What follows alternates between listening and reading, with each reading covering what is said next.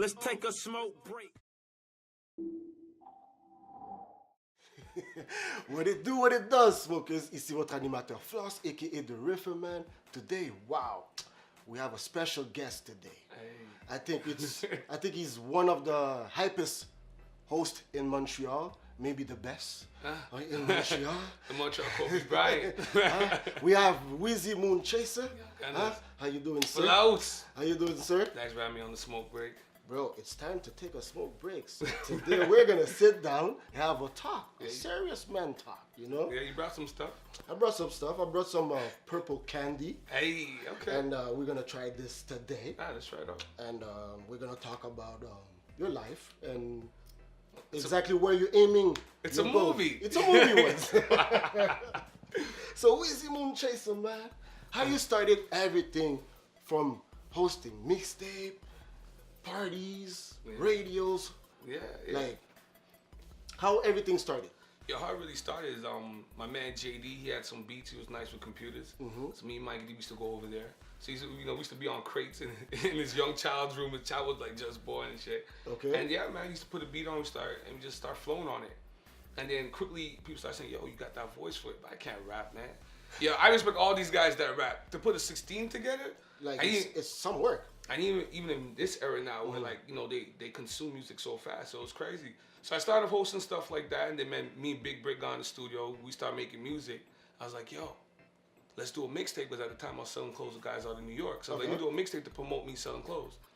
And then, you know, all my ideas are always big, so I had to deal with mad people. So I ended up, you know, the first tape had Joe Black producing it, a whole slew of friends put money together to put it out.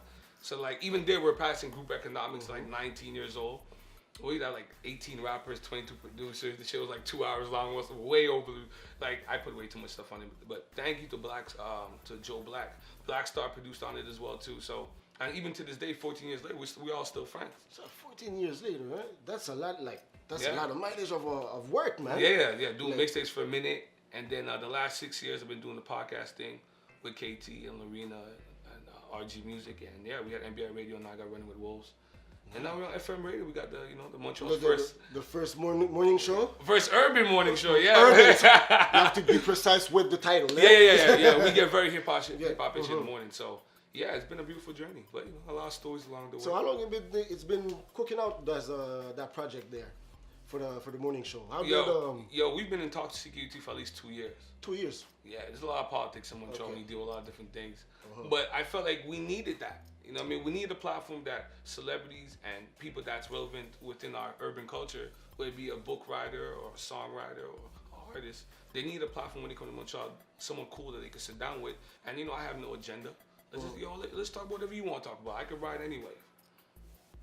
Talking about you can ride any waves. Yeah. You started what? 14 years ago, 15 years ago? Yeah. Hood to Hood mixtapes, yeah. Hood to Hood mixtape. You hosted a couple of mixtapes with Follow the Rhythm. Yeah. Haitian G. Back in the days, they used to call him Haitian G. Yeah. And what was your name back in the days as well? Turtle. Turtle, eh? Yeah, I went to the popular Wager High. So my name off day one, coming off the school bus, they called me Turtle. I was wearing this little green K-Way coat. I had a small head, so my OGs from my hood, they started calling me Turtle, and then I embraced it. So I went from Turtle to Turtle Man Wheezy. And eventually Wizzy Moon Chaser. It's like a butterfly. There needs to be a metamorphosis to it a little bit. Pokemon and shit involving and shit. And yeah, so your brother Haitian G. Yeah. We're doing the first Hood to Hood mixtape. I think it was the first or the second one. I think it was the second one. I came and got him. I saw him at the mall. I was like, yo, we should do something. We're already friends from the hood because he's the original Pum Pum Short Party guy. He's the originator. Let that be known in Montreal. Pum Pum Short. He was doing it in the church in Burgundy, and then he moved around a little bit with it. I brought him in, I wrote the skits, he did it, and then he went from doing that, then he took acting classes, now he's the #1 wedding host. If you have an event, Reggae Fest, he do all the big shows. He's your favorite host. Yeah, the favorite host, the people's champ. The people's champ, you know? And we started doing mixtapes together, and then look at him now, so it's a beautiful thing. That's what's up. And on that period, did you start smoking weed at that period of time? Yeah. Funny thing. My boy JD and my boy Bucky, when I turned 13, I smoked my first spliff. Really? So originally I used to smoke. How it happened? Like, what was the scenario for you to like? Okay, I'm gonna try weed. Like, But you grow up. I hung around a lot of older Talking guys. about, let's roll up. Yeah, roll some. All right. Roll some up. Hang around older guys, I always see them do it. But man, I wait for my ways. I wait for my moments. And I felt when I was going from 12 to 13, okay, this is the right time to do it. I want to get high too. Shit. I'm gonna do it from the projects, from Coke. I want to get high too. I think to be honest with you, the first couple times, I wasn't even sure I was really high. You didn't know, eh? No, I didn't know. It didn't hit me until the time we smoked before we went to the fair in LaSalle one year. And that's when it hit me. I drank some Trinidadian rum. And you mixed it. Yeah, I mixed it. Yeah. And that shit hit you hard. Yeah. With the golden wraps, back when the golden wraps was popping. Golden wraps? I don't know. So the wraps. Yeah. So. Wow, you smoked golden wraps? That shit was... Yeah, that shit was horrible. No, really horrible. That shit was horrible. The taste was... Yeah. But talk about the first time you got high and you started understanding hip hop. When you start hearing the music, like I'm grateful to the guys that when they get high, they can understand music differently. Me, it was the gift and the curse. When the gift and the curse came out, I started getting high to the point where I was hearing the message between the message in the music. So basically, when you were high, you were in a zone. Like, You get in the Matrix. See, there you You get in the Matrix. You get a different kind of vibe. So you got in the Matrix a little bit. I remember, it was gift and the curse. Boy, Jay-Z always gives it to you. Even when the Kanye College Dropout came out, me and my cousin bought the album at HMV, came home, put ourselves in a dark room, rolled the blunt, and listened to College Dropout. The first time I played College Dropout, I smoked a big blunt in a room, darkness, with my cousin Capo. Yeah, that was great. Listening to Kanye high is beautiful. Did you have a bad trip at that moment? No. Not even. No, I never had a bad trip. No? But I hate getting high and taking the metro. This is seriously, it's so nerve breaking. Yo, we came and sat down, no lighter, no ashtray. We're so ghetto with it. No lighter, no ashtray. So ghetto with it, dog. No, for some people when they get high and take the metro, you start to think that everybody's watching you. You start to have all this fucking anxiety issues all of a sudden. I mean, that's why I typically now just smoke at the end of the day, especially with all the laws and stuff now. It's hot in these streets. So I smoke at the end of the day at home, and just keep it moving. So basically, you smoke after a big day of work. Yeah. Like a glass of wine. I can't sleep without my spliff. I need my spliff. Like, days where you forget to re-up and you can't reach your re-line that specific day you're dry is the worst feeling in the life. It's the worst. Come up all night, I'm up till 4 o'clock, I'm scratching myself like Pookie from New Jack. It's crazy. Nah, man. Like you're asking yourself, what's going on with my life? I just need my regular spliff, man. I don't need nothing too extra. Like every day. Yeah, every day. But you tell people, you smoke weed, and they tell themselves, oh, well, he needs that to create. I don't need to be high to drop these flows. No, this is not true. This is just to cope your day and be all relaxed. To me, you understand? No, I need it. I deal with a lot of stuff, floss. I deal with a lot of stuff in the day, so I need it at the end of the day, man. It's like my glass of wine, my pipe. It's no different. It's no different. And the weed in Montreal is really good, so. I think we have the best in Canada. Yeah, some people say we do the best in Canada. Yeah. That's my personal choice. But what's your favorite strain? My favorite strain. Yeah. I have to harpen back to one of the top strains. The first time I hit a really top one, will probably be one of my first ones will be a Northern Lights. Northern Lights? Northern Lights. American, eh? Yeah. American, eh? I like the Northern Lights. I've been fortunate to have had Moon Rock. I've had Moon Rock. Moon Rock is crazy. I never tried it. Moon Rock is crazy. I've seen it how it's made and everything, but I never tried it. But for a long time it was Jack. But you know how it is with smoking. The longer you smoke a particular strain, you build up a resistance to it. But it depends, bro. It depends. It depends, bro. Cause if I make you smoke a Holy Grail, all day, you're still gonna be high all the time. What do you like? You like the body buzz, or you like the delayed buzz? Me, I love the headbangers. Like you have a headache in the next morning and shit? No. I love to be in the couch, you're zoned out. Yeah, you're vegetated. And then you listen to everything, You cope everything. You understand things. Yeah. You're not too hype. You're just in the zone, Okay. That's the type of weed I love to smoke. In the cup. Yeah, you want that you want that hard hit. Yes, sir. And you, I believe it's probably a sativa you like. Yeah, listen, man, I'm not too deep with the differences and stuff like that. You smoke what you have. I smoke what the Connect gives me, and the Connect gives me the stuff that I like. But I please know I've smoked around like guys like yourself, guys that do more in depth with their smoking. So I know I've tried it all. And you got some good stuff out there. I don't need, even the bong. Like I like the process for rolling my weed up. I like building up my joints. Like I like that whole process. I think it's at that moment it's a meditate. Yeah, well, You that's think about certain things, when you roll. well, that's the perspective I have with the weed. Like for me, I need it brings a nice calming vibe to me. Cause like when you host, your energy's on super high. So at some point, your adrenaline's pumping so much, like you live on air, you're doing big shows in front of 40, 50 people. Your energy's so high, so you need something to go down. So you can you just soak everything in, enjoy the moment. Enjoy the moment. I hate smoking high before a show though. You start forgetting stuff, you start going down these rabbit holes, you shouldn't be going down. It's crazy. But it depends. Me personally, I can smoke any time of the day. Yeah. But I have to properly sleep the day before. Yeah, but you're a triple OG, so you understand the nuances to your smoking now. Me, I have a reason for why I smoke. I smoke because I need to relax. Because my mind goes so fast sometimes. Yeah, for sure, yeah. So, like you said, sometimes you just need to soak everything in. Yeah. So, this is me, And enjoy the vibe, yeah, for sure. Now, with the detour and all that. Yeah, the morning show. The morning show. Yeah. By the way, I love it. It's so like, I'm not gonna compare whatever with New York, with the States or whatsoever, but it's something that Montreal needed. You know what? Me and my partner Rick, we argue about this all the time. And I tell Rick sometimes is the Breakfast Club, Hot 97. That's, to me, I look at that. That's the standard. It should have a similar feel to that. It doesn't have to be exactly that. You know what I mean? We could add our own personality and our own vibe too, but that should be somewhat the standard. I just felt that we need an urban morning show that was hip hop and that spoke about headlines in hip hop industry, but also about our culture and the inner city stuff. You know what I mean? A lot of things people tell us now that, I didn't know about such and such until you said it on the show. Because me personally, I think Montreal right now is in a process to get where the States and the France are getting to, or right now, because we're so secluded in Quebec.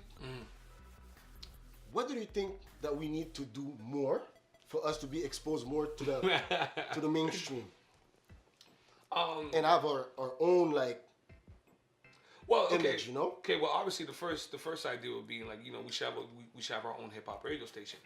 Now, with that comes to it, I see a lot of different guys, entrepreneurs, radio hosts from across the city, and a lot of guys saying that a lot of guys just don't like working with each other. I don't know what it is. It's just something. Certain blacks, like when you get to a certain media level, they just hate to see other blacks do well. I don't know where that comes from. I want everybody to win. If you do a better show, you just do a better show. It's just up to me at that point to produce a better show. Floss is here. Okay, this is where I should be because this is working. This is hot. Guys don't want to band together. So the only thing I can tell the guys is that let's be consistent with it. Let's try to be innovators in it. You know what I mean? Let's still take what's working for everybody else and still try to add a little sauce to it, add a little seasoning to it. See, basically, Montreal has a hate wave that's created in there. Yeah, for sure. But that goes with anything in life. You know what I mean? They say that they say it everywhere, but even more so amongst us in the black community, because other ethnic groups could work together, even though they don't like each other predominantly. But for some reason, and even more so with the hip hop thing, if we don't be careful, they're gonna take it away from us. Like people that's not reflective of our culture is gonna run our genre, and I have an issue with that. So do I want to be the forefront guy? Not really, because when you do the media and you're in front all the time, there's a lot of extra attention on you. But who else was gonna do it? We can't lose our heritage. This hip hop thing is our thing. You know what I mean? We have to have a say in it. We need to be on the boards about it. We need to have an active hand in the process of hip hop in Montreal, hip hop in Quebec, for sure. See, this is what we need, and this is why we're doing what we're doing right now. Like cannabis, we need to talk about it and let it know that. Yeah, it's part of urban culture for sure. Like, it's urban culture. I'm gonna put, it goes hand to hand. I'm gonna put like a random stat. I'm sure like 1 in every 3 hood dude. Yeah, we don't get an ashtray. Get the very mad biggest ashtray over there. Bring the ashtray for me, please. No, the boy killer. Bring that joint. I mean, Spark Gas, put it right there, man. So, I forgot, I lost my train of thought, man. It's the urban, it's an urban culture. Cannabis and hip hop. Listen, man, I'm sure 1 in 3 guys in the hood in Montreal has smoked weed or does actively smoke weed. It's part of our thing. Some smoke to get high, some smoke to mellow out, some sell weed to survive. It is what it is. It's part of our subculture of hip hop, of urban life. Talking about selling weed, the way the Quebec is handling the weed business compared to all Canada. Smoke break, you guys. I tell people to ask me questions because I'm gonna answer it. For sure, you have to answer it. First of all, they knew because I found the same information. StatCan said that illegal sales almost like 90 billion last year, something like whatever it is, it's some crazy number. So offhand, a lot of Montrealers smoke. So you guys legalize weed, and we should have fought to decriminalize weed. That should have been the distinction that we made with the Canadian government. Okay, we legalize weed, whatever. We legalize weed, and now one, you don't have enough weed to go around to last the whole year.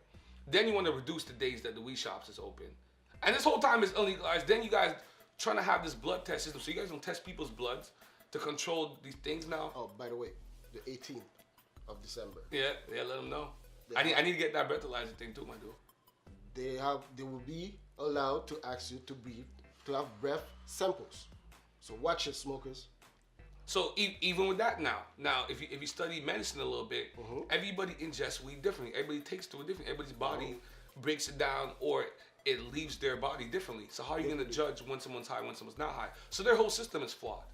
So you have a flawed system to penalize people for breaking the law. But on top of it, your supply's not there.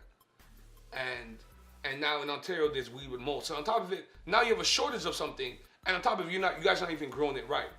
So how come we couldn't, like, just like how they have the buy back the guns thing? How come they couldn't listen, man? The police know who's selling. How come they couldn't go to the people that's been selling, been putting on an A1 product? And say, listen, let's give you guys a shop. Let's legalize you guys. You know what I mean? Let's make you guys entrepreneurs. To create you guys, like a unit, unionize. Yes, sir. Like the rest of Canada. Yeah, make it no longer a black market, and let's decriminalize it and make it legal. You know what I mean? So that it's not a crime to possess weed.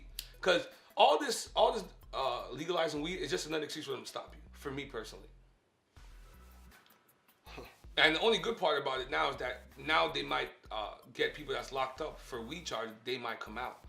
But even that's the whole process, and we know how process goes in Canada. But they're gonna come out, but they're not gonna be like, they're just gonna have they're gonna take off their crime, but on the criminal justice itself, it's still gonna be there. You know what I mean? So you're still gonna be a criminal. I believe nothing's ever erased. Never. It's Never. Everything is always there. And on top of it, if you go to one of these stores that's certified to sell the legalized weed, they're taking your personal data and they're giving it to the American border. Now the American border can refuse you from crossing over. That's wild. That's our next issue too, as well. And that's wild. If you associate with whatever cannabis and you try to cross the border, that's a problem because you can be banned for life. Yeah. For life. And right now, my show, and I'm scared a little bit because of that. But just don't drive over, fly over. I just fly over. I fly now. I refuse to drive across the cold border. They done lost their mind with Trump in office. I refuse to drive across that border. It's so crazy right now. Yeah, for sure. It's madness. So let's go back on the fact that you're on the radio host, the morning show. Yeah. It started at what, 6, 7? Starts at 7 in the morning. 7 in the morning, eh? Yeah, I do it with RG Music does the music. Lord Farrell does the community music. Yeah. From Tribe Called Noel. I think there's Farrell as well. Yeah, Lord Farrell from the OFC. Uh-huh. And then you have Soul K from the K and Them podcast. Nice. And then we have dope interns. You know, Lorena's my partner in all my ventures. Mm-hmm. So I don't do nothing without Lorena. So Lorena's my partner in that as well. And we have interns like Helen and Kid Crayola and things of that nature. So yeah, man, it's a beautiful thing. When are you gonna play some compa in the morning, man? Me, my thing is too, like, Rick does the music. Like if we're gonna have a future guest that's an artist, listen, obviously we're gonna get a song in the mix. But typically, man, that's his area, man. I try not to be too much on the mix. Yeah, over micromanaging. Mm-hmm. But I told him, listen, there's compa coming. Don't worry, we got compa coming. There's compa coming. Because I love my compa. I love my griot and tasso cabaret. You know what I mean? I'm so in touch with my Haitian side. So, what is your favorite meal after a big blood? If I get anything after a big blunt, yo, had to be some riz collet. So du riz collé. No, the riz jumeau. No, the fucking Du riz jaumou. No. I'm fucking up. See, the split hitting me up. The riz Jean-Jean. The riz Jean-Jean. Give me some riz Jean-Jean. Okay. Give me a little sauce on top. And I need my sauce. And give me some griot. I'm a big griot guy. So I know people say bad pork is bad for you. Listen, man, a lot of things that are bad for you make you feel so good. Weed as example. Yeah, for sure. But yeah, that's my favorite. Yeah, man. Yeah, man. The riz Jean-Jean. But it's so expensive though. No, it's not. It's not. It depends where exactly you I'm not marrying no chick that can't make no riz Jean-Jean. So I'm not marrying no chick. Everybody gotta go check grand-mère or my sister or somebody and get these tricks. I need that. Off top. Like all day. Yeah. Listen. What? Yeah, man. Haitian food is the best food. When was the first time you No, funny thing is, I grew up with my mom. My mom's Grenadian and my dad's Haitian, but I predominantly lived and grew up with my mom. I know you. So, but my mom worked at the Holiday Inn for like 25 years with a whole bunch of Haitian ladies. So I used to get the griot coming in the house. I used to come into the little tin foil. I used to eat it from there, not realizing what it is. Until I went to my dad's house, and I think I had it there one time. We had like an event. Like a serious plate. With the macaroni and everything. Yeah. So I had that the first time. À la traditionnelle. Then I was mad at my dad because I'm like, you kept me away from all this good food for so long. I needed that. You know what I mean? But man, I remember the first cookout in New York, in Brooklyn. Oh boy, my Auntie Marie, boy, she don't throw it down, man. She make a good food.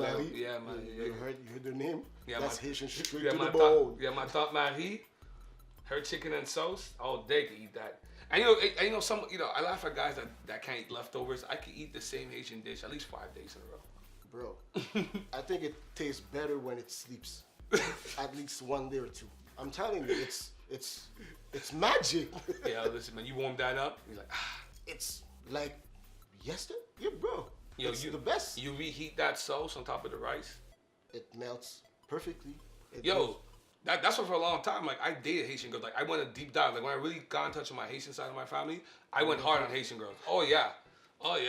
You went for the Haitian side. Yeah, yo, there's nothing sexier than your thick Haitian girl over the stove making du riz and some poulet, and she have the little powdered little vegetables.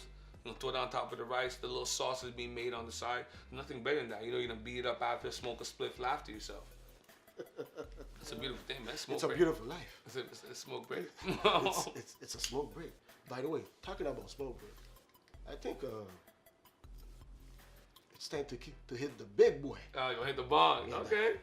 I've I've been hitting the bong in a minute too. So yeah. Really? Yeah. Show you something. Come up with them Christmas. Show you something. Right here. What is this madness here? It's the Phantom. It's, you know what? When I started my show, that was the first interview that I made with the store owner, and I bought that. Yeah, you bought that? And I bought that. And I said, you know what? It's my good luck charm now. Every time I'm gonna do a show, I'm gonna hit the bar. I fucks with it. Yeah, I fucks with it. It's time to take a smoke break. So let me out that for 2 seconds. And I'm definitely gonna mess this up. I haven't smoked the bong in years. I'm definitely gonna mess this up. I hope you messed it up because it's gonna be a little bit funny, you know? Yeah, boy. Leave you with the. No, you do it first. Show me how it's done. I have to show you how it's done? Show me how it's done. You the OG. Show me how it's done. All right, so it's time to take a smoke break. There you go, Moon Chaser. I'll show you how it's done.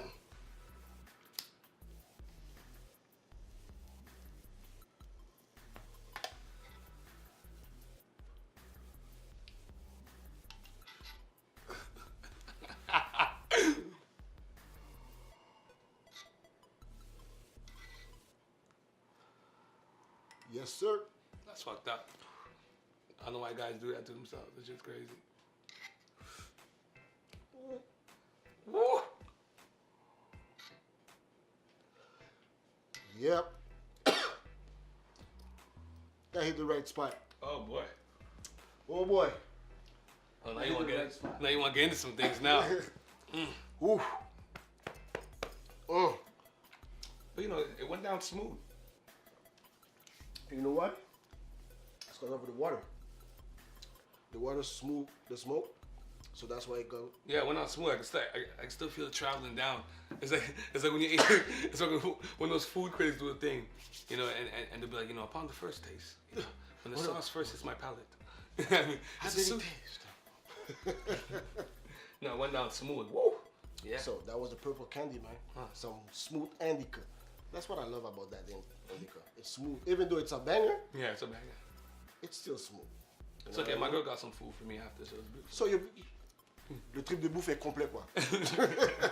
So, but it's not jury though. It's not jury, huh? That's not what I was about to say, like. No. So what? You gonna eat some probably pork chop? No, I have no idea. It's a surprise. I like to leave seeds. The words of I like to do as a surprise. It's a surprise. Man, So yo, Moon Chaser. What exactly would you like to say to our viewers right now, man? Like, what would be the positive message for the Quebec people, young people? What would be the message for them? Yo, listen, first and foremost, understand and love your culture. You know what I mean? Understand the hoods and the urban culture and hip hop. You know what I mean? Embrace yourself in it. This is our thing, something we created. It's the most imitated thing on the face of the planet. It's the #1 genre of music. Embrace it, man. Try to have good relationships with people. You know what I mean? I dig that. And be consistent. Consistency breeds envy. It's a reason why it's a saying. You know what I mean? That's all you can hope for. It's an old saying, and it's you've been working. Yeah, and you gotta cut dead weight. You know what I mean? You gotta cut dead weight. Anybody that brings any negative energy into your circle, you gotta cut that right away because it's counterproductive. You know, if you're trying to do something, you're trying to do something positive and you have negative people in your circle, like that's not gonna work. So that's all I can say, man. Love hip hop, man. Embrace your friends, man. Support your friends. Nobody want to like or share no more. It's kind of hard now. It's like, kind of hard now. Well, you know how it is in Montreal. The outside has to love you before the inside loves you. There you go. You have to do your work first. That's why the internet's a beautiful place. That's why you do it. It's a World Wide Web for a reason. Anybody across the world could stumble upon your video. It's not so much how many likes or how many hits you have or how many views you have. It also comes down to who sees it. It just comes down to the right person seeing it. And boom, you're in a situation. And you're in a good place. Yeah. Yeah.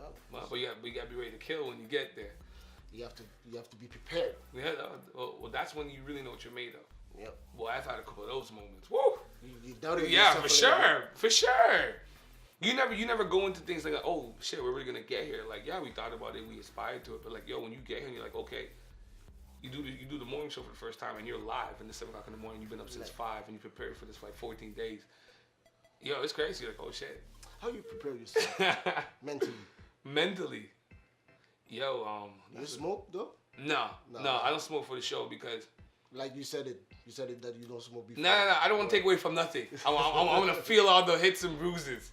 I don't want to take away from that. I want to feel it. Everything that I want to feel it. The moment, like, okay. Yo, I have a Kanye video I listen to all the time. It's like a Kanye mix of some inspirational shit Kanye says. I listen to that often. Yeah, hyped up. You know what I mean? I think about situations where people's like, yo, you couldn't do this or you couldn't kill it. And you hype myself up on some Jordan shit. You take all the negative stuff that they say about you, you hype that shit up inside you. And you put it like. And when you press live, you just fucking lay it out. That's it. And you just produce. Yeah, they want you to fail. That's what they want. They want you to fail. People want you to fail. Yeah. Yo, the first time I hosted a party, I was fucking scared shitless. That's not really my thing. I was like, I just wanted to see. You know what I mean? You gotta challenge yourself a little bit. If you're not willing to make yourself a little bit uncomfortable, then it's gonna be hard for you to achieve your goal. You had to put yourself in spaces where you're not comfortable and try to succeed. You gotta try to kill it there. Then there's no fun. You know what I mean? What are you gonna leave? Like, I want to leave a legacy. I want after I'm gone, they still write about me in a book, or you can still see videos of me. Like, I want to go down for something. Something's gonna hit. Running with Wolf. Running with Wolf. Il veut rentrer dans l'histoire. Et moi, je suis très down avec ça. Parce que moi aussi, j'essaie de rentrer dans l'histoire. Parce que le cannabis et le côté urbain, c'est quelque chose qui va de mix, qui va de semble, tu vois? We should get inducted into the Hall of Fame at the same time. That'd be great. Yo, because imagine the after party. Oh shit, you get inducted into the Hood Hall of Fame. The party's just crazy. But that shit is coming. It's coming. I'm telling you, it's coming. Yeah. It's coming, bro. Because right now, you have the radio host in the morning. you broke you did something Yeah, I that did something. never did before. Yeah, that's crazy. So now we're visual. We're here. Yeah. We hear about you. we know you're here. Yeah, the bright lights. I always tell guys, you're always gonna see what people are made of when the lights are the brightest. When the lights are the brightest, you're gonna see, okay, can he move in this? Can he move with everybody? Can he dance? First time I did the podcast on NBI Radio with KT the Beat Boy. We don't know each other. We sit down in the studio. When was this? It's like at least 5-6 years ago. Okay. So I sit down with him. We don't know each other. We got linked up through a mutual friend. So the first time we do NBI Radio, I've never done a podcast, never recorded this shit. I just come from hosting. So imagine my mind state. I don't know this guy, and I'm in here with like a real super producer, and I'm doing something that I've never done before. Like And this is never yeah. So I was like, yo. That have to be nerve breaking. Yeah, and you're there like, shit, I'm gonna lay this down. And he's just like, and he's not a real communicative person when it comes to that. He's like very emotionless. So he'll just be like, let's go. Let's No work. small chat. He's like, yeah, let's go. Then you're like, okay. But it's good. It's good. It makes you stronger. And It makes you stronger. your mind at that moment, what was it? Yeah, I was bugging. But I always told myself, I look at shit at like waves and pockets. Once I start and I get that first, I always tell myself, take it pieces at a time. I mean, get the first 4 bar in. Mm-hmm. Okay, boom, that's done. Okay, try to make it to the commercial. And I just try to piece it together like that. And eventually you start to be able to piece bigger portions to a point where now the whole thing is a piece. You can do everything one shot. So I always break it down to its smallest entity and I try to build on that. Okay, just make it to commercial without making a mistake, without fumbling a word. Just try that. And then if I could do that, then okay, let me try to make it to 2 segments without making a mistake. And then eventually I can do the whole show. Do the whole show and then you go straight. Yeah, it becomes like a bicycle. So who's your like your idol on the hosting When I industry? when I was hosting mixtapes, for sure I came up on Clue, I came up on Envy, K Slay. But my guy was DJ Drama. I always wanted to meet DJ Drama. When I'm in my hosting mixtape bag, I need to meet DJ Drama in this lifetime. When I'm in my podcast radio shit, for sure, man. Charlamagne the God.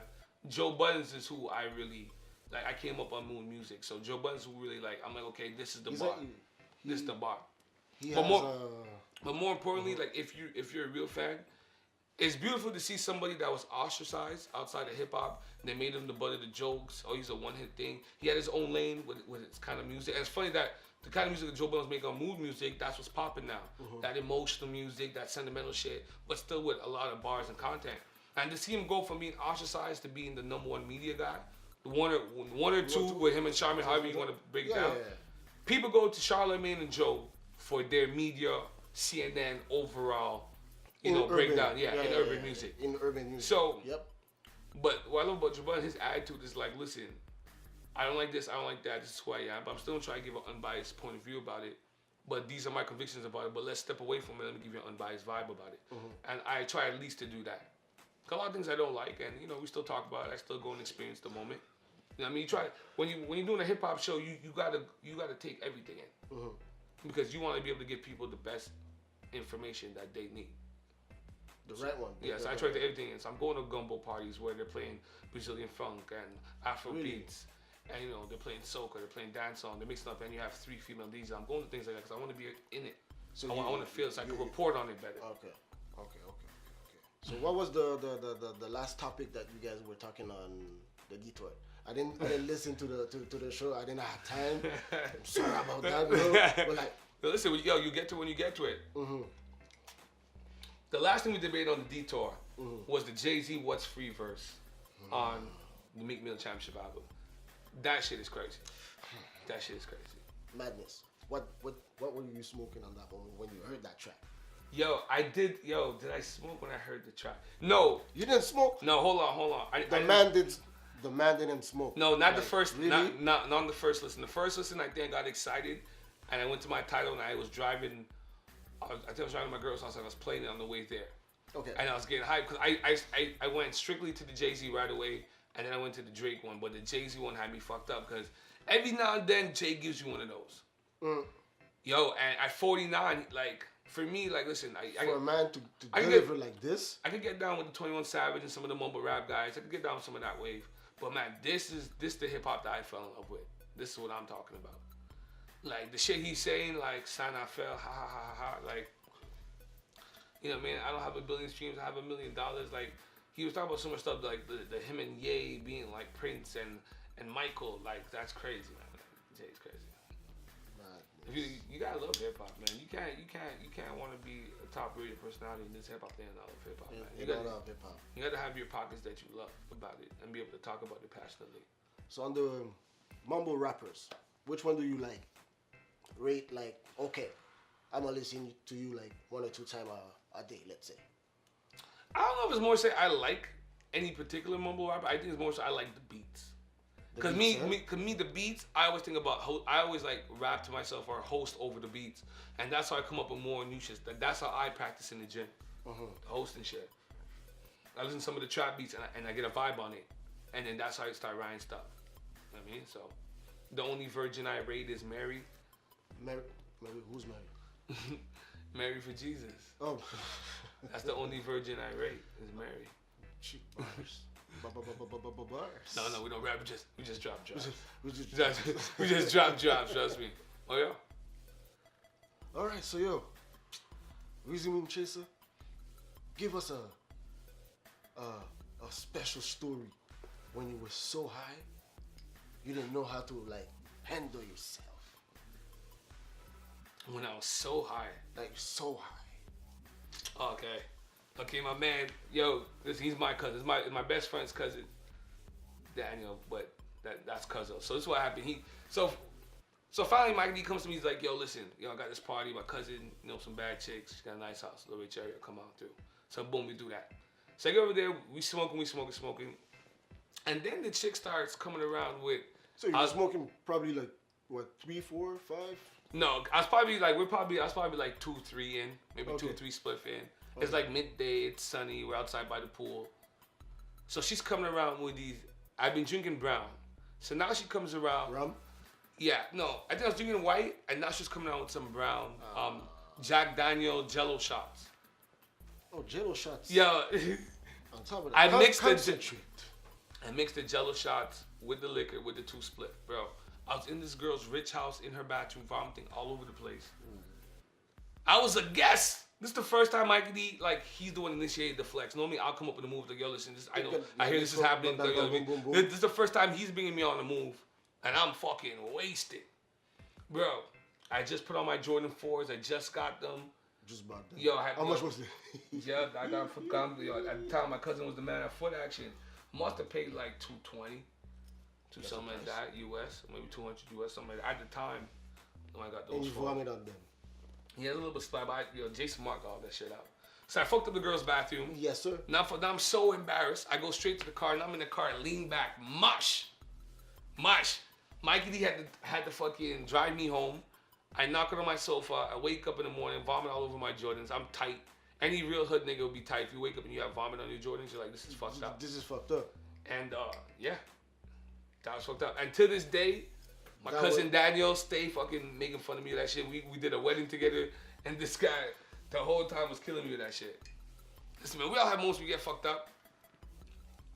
Time I fucked up, first time I picked up a chick at a bar. I was at a MILF bar. First time I picked up an older chick at a MILF bar. Yeah, I was at a MILF. No, in the West Island. So I was at a MILF bar in West Island, and I almost had too much drink.